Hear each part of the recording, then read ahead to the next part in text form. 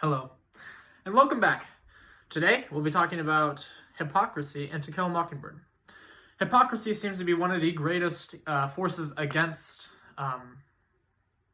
justice in the novel. It seems that almost every single person who is incredibly racist is also incredibly hypocritical. There are many people in this novel who try to act all high and mighty, better and holier than thou. However, they themselves are horrible people.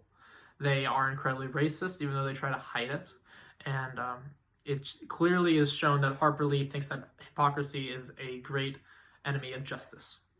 One of the best examples is Mrs. Merriweather. Mrs. Merriweather is the town holy saint of a woman, and she can talk so much about how horrible it is, the black situation in America, that she can fill her eyes with tears. She can mourn and mourn and mourn. However, she doesn't do a single thing about it.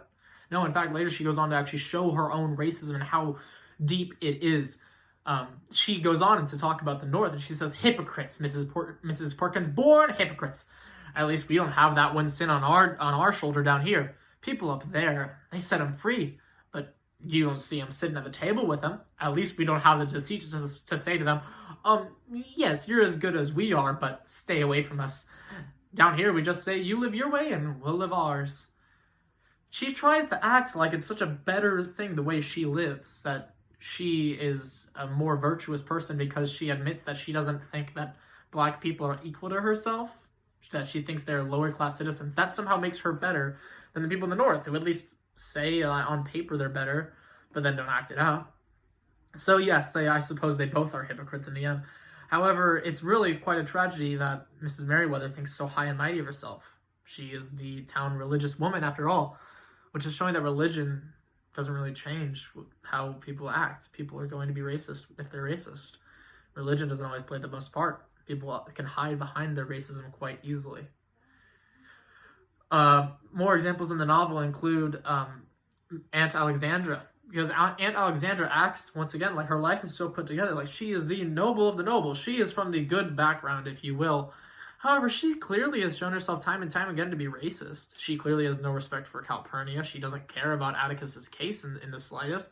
She just cares about how the kids are getting on because the kids bear the name and they need to keep the name high and mighty. Perhaps the most glaring example of hypocrisy comes with Tom Robinson. Tom Robinson, during the court case, shows that he is in all ways innocent. It is in the place of justice that the greatest injustice is dealt. The place of justice where Atticus says that man is meant to be equal before the law. Both the pauper and the rich man are to be the same. However, that's not at all the case. In fact, Tom only loses because his word as a black man is far less valuable than that of two white people's. Even if those two white people have obviously turned against each other and their accounts do not match up in the slightest, their stories don't come out cleanly, yet Tom Robinson shows from the beginning that he is heartfelt, sincere, and honest. But no, all black people must be liars according to the people of Maycomb County, and therefore, in the place of justice, the greatest injustice is dealt. But the injustice does not stop there. No, the innocent Tom Robinson then is escorted to a labor camp. You know, the one-armed man is forced to be at a labor camp. Eventually, Tom Robinson loses hope. He tries to run and escape. He nearly gets over the fence, but he only has one arm, so he's slowed down.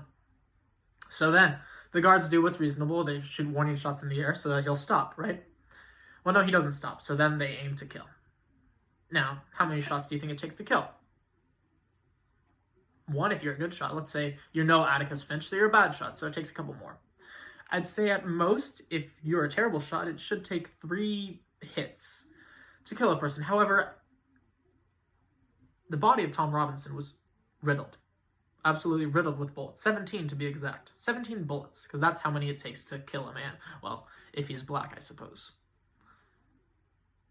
The guards are trying to act like they were playing by the rules. Like they were trying to act like they were being fair. Trying to act like they weren't trying to just play sport by killing this young, innocent black man.